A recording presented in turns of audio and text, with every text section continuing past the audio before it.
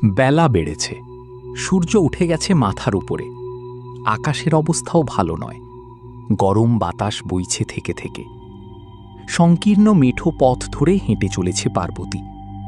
দরকার না পড়লে এ পথে তেমন কেউ আসে না, তাই পথের অবস্থাও ভালো নয়। নির্জলা উপবাস রেখেছে পার্বতী। পাশের গ্রামে রয়েছে মা চণ্ডীর পুরনো মন্দির, বড় জাগ্রত মা। ভক্তদের কখনো খালি হাতে ফেরায় না। আজ মঙ্গলবার, তাই পার্বতী সেখানেই চলেছে। বিবাহের 5 বছর অতিক্রান্ত হওয়ার পরও সন্তানের মুখ দেখেনি পার্বতী। সন্তান লাভের সব রকম প্রচেষ্টা পার্বতী করেছে। তাবিজ, কবজ, গাছের শিকড়, জল পড়া থেকে শুরু করে কবিরাজ দেখিও কোনো ফল মেলেনি।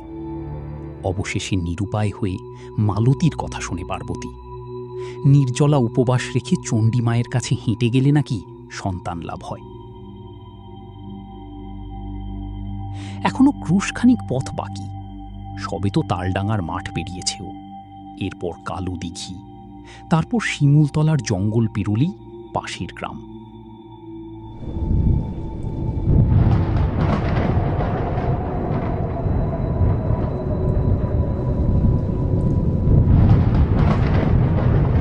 আকাশে মেঘ জমেছে অনেক আগেই। কিছুক্ষণ আগে ছেঁড়া মেঘের ভেতরে সূর্য দেখা যাচ্ছিল। এখন সম্পূর্ণ আকাশ মেঘে ঢাকা, সূর্য নেই। কালো দিঘি আসার মুখেই ঝোড়ো হাওয়া উঠল। বাঁকা হয়ে এলো গাছপালার মাথা, খোলা চুল উঠছে ওর। আকাশের দিকে তাকিয়ে আসন্ন দুর্যোগের আশঙ্কায় বুকটা শুকিয়ে এলো পার্বতীর। সামান্য ভয়ও করছে। ধারে কাছে তেমন আশ্রয়স্থলও নেই। বিপদে পড়লে মানুষের দেখা পাওয়ার সুযোগ কম। ওর স্বামী নন্দলাল সঙ্গে আসতে চেয়েছিল, পার্বতী বাধা দেয়। সন্তান লাভের ব্রতে নাকি একাই যেতে হয়, এমনটাই বিধান দিয়েছিল মালতী। ও পায়ের গতি আরও বাড়ায়।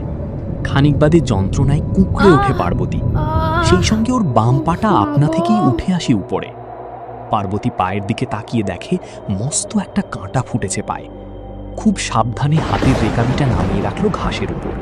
তারপর পায়ের কাঁটা টেনে বার করল। রক্ত ঝরছে। পথের ধুলোতে গড়িয়ে পড়া রক্তের দিকে চেয়ে পার্বতী ভাবে, মা চণ্ডী বোধহয় পরীক্ষা নিচ্ছে তার। আজ যত বাধাই আসুক ও মায়ের কাছে যাবেই বলে মনস্থির করে। এরপর দিঘির জলে নেমে হাত ও পায়ের ক্ষত ধুয়ে ফেলে।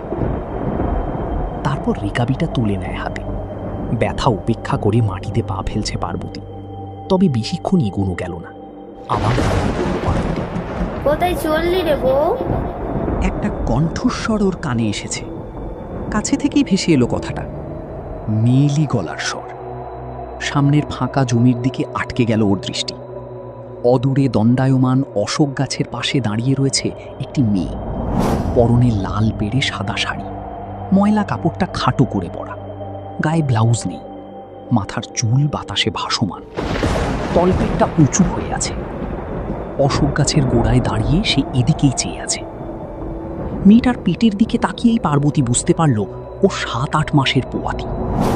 পার্বতী স্থির দৃষ্টিতে ওর দিকে তাকিয়ে দাঁড়িয়ে রয়েছে। মেয়েটি আবার বলে উঠল, কোথায় চললি রে বউ?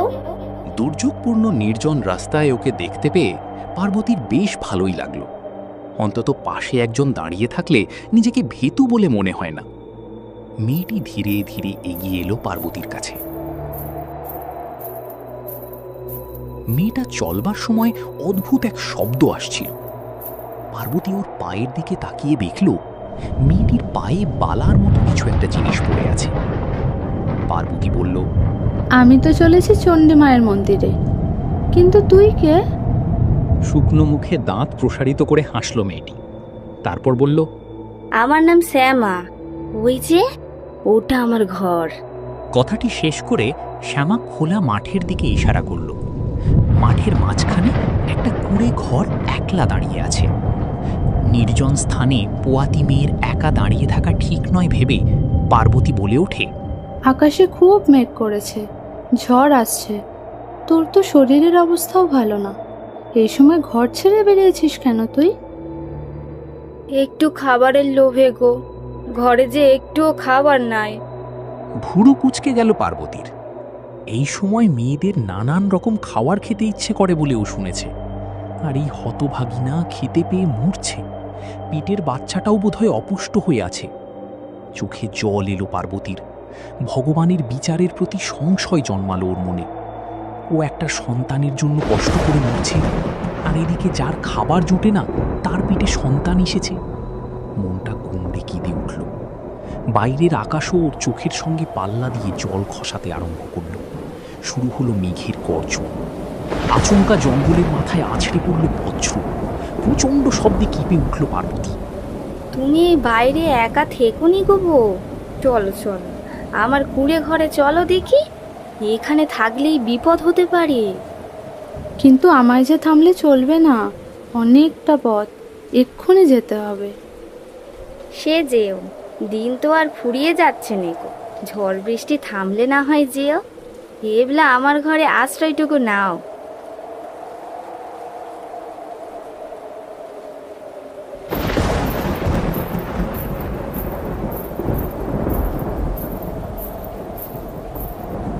বাঁশের বেড়া দিয়ে ঘেরা সামান্য ছোট্ট ঘর, মাথায় খড়ের চাল। পার্বতী ঘরের মধ্যে পা ফেলে অবাক হয়ে গেল। ছোট্ট ঘরটা পূর্ণ হয়ে আছে অভাবে। আলো সেরকম নেই। দেওয়াল কেটে একটা ছোট্ট জানলা রয়েছে, সেদিক থেকেই সামান্য আলো এসে পড়েছে ঘরের মেঝেতে। মাঝে মধ্যে বিদ্যুতের জলকানিতে ফর্সা হচ্ছে ঘরটা। মাটিতে খড় বিছিয়ে পার্বতীকে বসতে দিল শ্যামা। পার্বতী হাতের রেকাবিটা কোলের ওপর নিয়ে বসল। মাটির কয়েকটা বাসন ছাড়া আর কিচ্ছু নেই ঘরে। ছেঁড়া ময়লা ধরা কয়েকটা কাপড় ভাঁজ করে মেঝেতে রাখা। আচ্ছা শ্যামা, তুই কদিন না খেয়ে আছিস? কতদিন খেয়েছি জানি না গো বউ, তবে এটা আজকে খেয়েছি। পার্বতী উকি দিয়ে দেখল সরাতে আধ খাওয়া মাছ পড়ে রয়েছে। আগুনে ঝলসানো মাছ। মাছ পড়ার সঙ্গে আষ্টে গন্ধ মিশে উৎকট গন্ধ ছাড়ছে। পার্বতী নাকে আঁচল চাপা দিল। শ্যামা তাড়াতাড়ি সরাটা ঢাকা দিয়ে রেখে মুখটা সহজ করে বলল, শোল মাছটা দিঘির জলে মরে ভেসে উঠেছিল, তুলে এনে আগুনে পুড়িয়ে নিয়েছি। বাকিটা রাতে খাবো বলে রেখেছি। ওর ছোট্ট শরীরটার দিকে তাকিয়ে মায়া হলো পার্বতীর। ও প্রশ্ন করল, তোর বর কোথায়? কাজে বেরিয়েছে বুঝি? জোড়া প্রশ্ন শুনে শ্যামা যেন সম্বিত ফিরে পেল। চোখ বড় করে তাকালো পার্বতীর দিকে। ওর মুখে চোখ জোড়া বেমানান। শ্যামা দাঁতে দাঁত চিপে জবাব দিল, মানুষ বড় শয়তান গুবো, বড় শয়তান। সুখে বাঁচতে চাইলেও কিন্তু সুখে বাঁচতে দেয় না। ইচ্ছে করে সব কটাকে গলায় পা দিয়ে পিছে ফেলি। কথাটা বলে মাটিতে পা তুলে আছড় মারল শ্যামা। শীর্ণ দেহটা কাঁপছে। মাথার চুল ঝাঁকিয়ে নিজের ভয়ঙ্কর ক্রোধ প্রকাশ করে চলেছে শ্যামা। অনেকটাই কুৎসিত দেখাচ্ছে ওকে। পার্বতীর গলার ভেতরটা শুকিয়ে এলো। ও ভয় পেয়ে বলল, ও কি শ্যামা, এরকম করছিস কেন তুই? তোর কি হলো? তুই এরকম করলে কিন্তু আমি চলে যাব। শ্যামা কথাটা শোনা মাত্রই থামল। পার্বতীর এবারে ভয় করছে, ঘন ঘন শ্বাস পড়ছে ওর। ও এবারে কম্পিত স্বরে বলে উঠল, তুই ওরকম করছিস কেন শ্যামা? তোর কি শরীর খারাপ লাগছে? শরীর আমার অনেক দিন খারাপ হয় না বউ, সেসবের বালাই নাই। তবে এরকম করছিস কেন? পেটের বাচ্চাটার ক্ষতি হবে না বুঝি? না না, ও ঠিক আছে। আসলে অনেক দিন আগের কিছু ছবি চোখের সামনে ভেসে উঠছে বউ, তাই গায়ে জ্বালা ধরছে আমার। কেউ তোর খুব ক্ষতি করেছে না রে, তাই রাগ জমে আছে। আচ্ছা, তোর বরের কথা জিজ্ঞেস করলাম, বললি না তো কিছু? পার্বতী বুঝল শ্যামার স্মৃতিতে কিছু নিষ্ঠুর কাহিনী জমা হয়ে রয়েছে, যা তাকে কষ্ট দিয়ে চলেছে। খানিক আগে ওর শরীরের বিকৃত ভঙ্গিমা সঞ্চিত আক্রোশের বহিঃপ্রকাশ ছাড়া কিছুই নয়। এদিকে বাইরের দুর্যোগের জন্য এখনই পার্বতীর পক্ষে ঘর ছাড়া সম্ভব নয়। অগত্যা আরও একটা প্রশ্ন করল পার্বতী, আচ্ছা শ্যামা, তোর বর কি কোথাও গেছে? বাপ মায়ের পর ওকেই প্রথম ভরসা করেছিলাম রে বউ। খোলা আকাশের নিচে দিন রাত ওর সঙ্গে কত কথা বলেছি, কত স্বপ্ন দেখেছি। এরপর একদিন ঘর বাঁধবো বলে দুজনে বেরিয়েও পড়লাম। নদীর চর দিয়ে হাঁটতে হাঁটতে পৌঁছেছিলাম মল্লিকপুর গ্রামে। ঠিক করলাম আমরা ওখানেই বাস করব। ওই গ্রামে আমরা কাজও পেয়ে গেলাম। গ্রামের একজন লোক আমাদের থাকার একটা ব্যবস্থাও করে দিল, কিন্তু আশ্রয় আর বেশি দিন টিকলো না রে বউ। আচ্ছা শ্যামা, তোকে আশ্রয় ছাড়তে হলো কেন? বিপদ নামলো গো বউ, বিপদ। গোয়ালের সব গরুগুলো একে একে মরতে শুরু করলো। রক্তশূন্য অবস্থায় চোখ উল্টে পড়ে থাকতে দেখা গেল। আর সেই গোয়াল ঘরের রক্ষকই ছিল আমার স্বামী। আর সেই সমস্ত রাগ গিয়ে পড়লো আমার স্বামীর উপর। গ্রামের মানুষজন আমাদের সঙ্গ দিল না গো বউ, উল্টে আমাদের দুজনকে মেরে ধরে তাড়িয়ে দিল তারা। গরুগুলো কিভাবে যে মরেছিল সে প্রশ্নের উত্তর কেউ পেল না। শেষে গ্রাম ছেড়ে নদীর চড়ায় এসে উঠলাম আমরা। নিজেরাই মাথা গোজবার মতো একটা চাল তুললাম। হাতে তখন সামান্য কিছু অর্থ ছিল রে বউ। সেসব কাজে লাগিয়ে নদীতে মাছ ধরবার ব্যবসা শুরু করলাম দুজন। সেই মাছ দূর গ্রামে বিক্রি করে দিব্যি চলছিল। তবে কপাল মন্দ হলে যা হয়, নদীতে মরা ভেসে যেতে দেখলাম। অল্প অল্প করে সুন্দর গাঁঠা পুরো জনশূন্য হতে থাকলো রে বউ। এই ঘটনার দায় এসে পড়ল আমাদের দুই স্বামী স্ত্রীর ওপর। আমরা নাকি অপয়া, ডাইনি। আমরা গায়ে ঢোকার পর থেকেই বিপদ বেড়েছে। প্রথমে গরু মরল, তারপর মানুষ। আমরা নাকি গায়ের বাতাসে বিষ ছড়িয়ে দিয়েছি রে বউ। ফলে একদিন গোটা গা লাঠিসোঁটা হাতে উঠে এলো নদীর চড়ায়। গায়ের সবাই মিলে আমাদের ঘরে আগুন লাগিয়ে দিল রে বউ।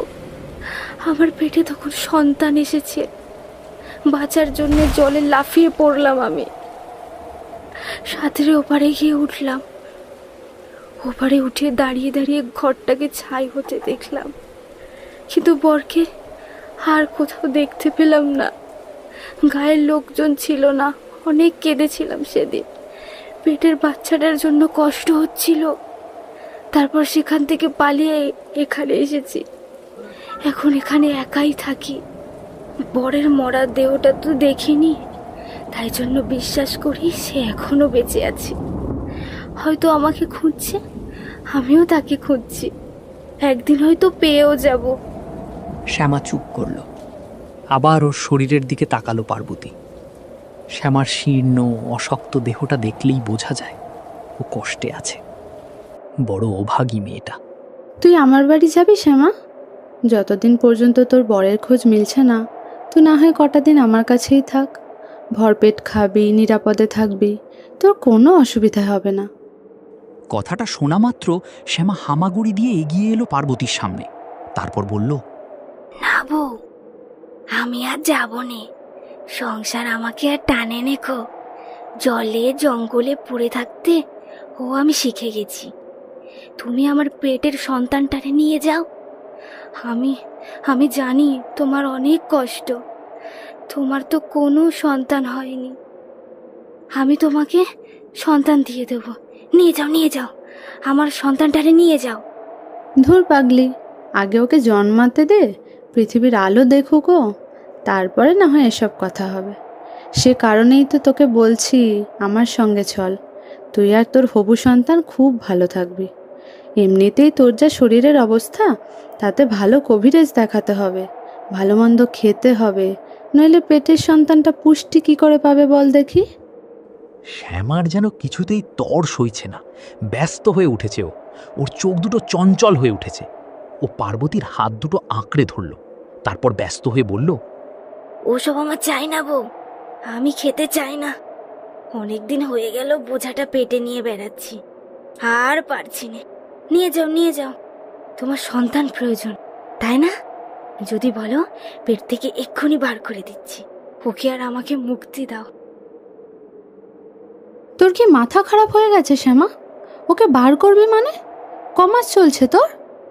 বছর জানি না বউ, সেই কবে থেকে পেটে বয়ে নিয়ে বেড়াচ্ছি ওকে। ওর বুকের ধুকপুকুনিটা শুনতে পাই। মরেনি, ও বেঁচে আছে আমার পেটের মধ্যে। ওর মায়াতেই তো আমার এই দেহটা ছাড়তে পারি না। তোমাকে আমি মিথ্যে বলবো না। আমি সেদিন জলে ডুবে মরেছিলাম। ভাসতে ভাসতে নদীর পাড়ে গিয়ে উঠি, দেহের মধ্যে সন্তানটা বেঁচে ছিল, তাই আবার নিজের দেহে ঢুকেছিলাম, আর তারপরে এখানে আসি। একলা মানুষ পেলে ঘরে ডেকে এনে আমি ওদের মেরে খাই। একমাত্র ছেলেটার জন্য আমি মরেও বেঁচে আছি। ভয় নেই, ভয় নেই বউ। ভয় পেও না, তোমাকে আমি খাবো না। এই সন্তানের ভার তোমাকে দিয়ে আমি এই শুকনো দেহটা ছেড়ে চলে যাব। আর এখানে থাকতে ভালো লাগে না, মানুষ মেরে খেতে আর ইচ্ছে করে না গো। পেটের বাচ্চাটাকে বাঁচিয়ে রাখার জন্যই সব করেছি। আমাকে দেখে ভয় পেও নি বউ, তোমার কোনো ক্ষতি করবো না। তুমি বড় ভালো। তুমি ওই দিঘির জলে রক্ত ধুয়েছিলে, সেই রক্ত মাখা জল আমি খেয়েছি। এখন রক্তের স্বাদ চেখে আমি মানুষ চিনতে পারি। এর আগে একজনকে সন্তান দিতে চেয়েছিলাম, সেও তোমারই মতো এই পথ দিয়ে যাচ্ছিল। তাকে ডেকেও এনেছিলাম আমার ঘরে। ও মেয়ের শরীরে তোমার মতো এরকম বল ছিল না, মরে গেল তাই। তবে তুমি পারবে, দাঁড়াও দাঁড়াও, তোমারে দিচ্ছি। কথা শেষ করে শ্যামা 2 হাতে নখ দিয়ে পেটের উপর বিঁধে দিল, তারপর পেটটা চিরে 2 দিকে সরিয়ে দিল। কয়েক ফোঁটা কালো জমাট রক্ত পড়ল মাটিতে। এরপর শ্যামা ওর ডান হাতটা পেটের ফাটল বরাবর ঢুকিয়ে বার করে আনলো একটা মাংসের দলা। কালো পাথরের মতো মাংসপিণ্ডের সঙ্গে জুড়ে রয়েছে একটা সরু নাড়ি, যেটা এখনো শ্যামার পেটের সঙ্গে যুক্ত হয়ে আছে। হাত পা মাথাযুক্ত মাংসের দলাটা থরথর করে কাঁপছে। সন্তানটা নাও, নিয়ে যাও নিয়ে যাও ওকে। তোমার একটা এরকম সন্তানের প্রয়োজন, তাই না? আজ থেকে এই সন্তান তোমার। না না না, ওরে তোমার মতো একটা জীবন খুব দরকার গো। যাও যাও, ওকে নিয়ে যাও তুমি। বিভীষিকাময় দৃশ্যটা সহ্য করতে পারল না পার্বতী। ও চিৎকার করে মাটিতে আছড়ে পড়ে জ্ঞান হারালো। অল্পক্ষণ পরেই চোখ খুলল পার্বতী। কানে এলো একদল মানুষ চিৎকার করছে। ঘাসের উপর শুয়ে রয়েছে ও।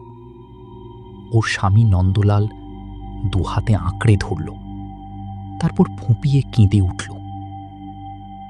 নন্দলাল পার্বতীর মাথায় হাত বোলাতে বোলাতে বলল, আর ভয় নেই পার্বতী, আমি এসে গেছি। আর ভয় নেই, আর ভয় নেই। আচ্ছা, ওই মেয়েটা কে ছিল? ওটা কে ছিল? শাকচুন্নি। ওই তো তোমাকে টেনে নিয়ে এসেছিল এই কুড়ে ঘরে। দেখো না ঘরটার কি অবস্থা। পার্বতী মাথা ঘুরিয়ে দেখল দাউ দাউ করে জ্বলছে কুড়ে ঘরটা। আশপাশের লোকজন উৎসাহের সঙ্গে আগুনের চারিদিকে দাঁড়িয়ে রয়েছে। মনটা খারাপ হয়ে এলো পার্বতীর। ঘরের মধ্যে শ্যামা আর তার সন্তান জ্বলে পুড়ে যাচ্ছে। নন্দলাল বলল, তুমি ফিরছ না দেখেই আমাদের বিপদের আশঙ্কা হলো, তাই লোকজন নিয়ে তোমাকে খুঁজতে বেরিয়েছিলাম। তারপর এখানে এসে দেখি কুড়ে ঘরের সামনে তুমি পড়ে রয়েছ, আর তোমার মুখের উপর তাকিয়ে বসে রয়েছে শাকচুন্নিটা। বিবাহিত মেয়ে মনে অতিরিক্ত কামনা বাসনা নিয়ে মরলে শাকচুন্নি হয়। ওরা সবসময় চেষ্টা করে বাড়ির কোনো অল্প বয়স্ক বউয়ের মধ্যে ঢুকতে, যাতে মৃত্যুর পরও সাংসারিক জীবনের সুখ ভোগ করতে পারে। তোমাকে একলা পেয়ে ও সেই চেষ্টাই করেছিল। এখানে এসে যখন ওকে ওই অবস্থায় দেখলাম, আর দেরি করিনি। তোমাকে সরিয়ে ওকে ঘর শুদ্ধ জ্বালিয়ে দিয়েছি। লোকমুখে শুনলাম এর আগে যেখানে ছিল সেই গাঁয়ের সব কিছু শেষ করে দিয়েছে, মানুষ পশু কিছুই ছাড়েনি। পথে একলা মানুষ দেখলেই ছলনা করে ঘরে টেনে নিয়ে আসে, তারপর মেরে খায়। নন্দলাল থামলে মাটির দিকে চাইল পার্বতী। মাটি শুকনো, অর্থাৎ বৃষ্টি হয়নি। শাকচুন্নিটাই তাহলে মেঘ জলের মায়া সৃষ্টি করেছিল। কিন্তু একলা পেয়েও ওকে মেরে খেল না কেন? তবে কি সে সত্যি? না, আর ভাবতে পারছে না পার্বতী। মাথাটা কেমন করছে ওর।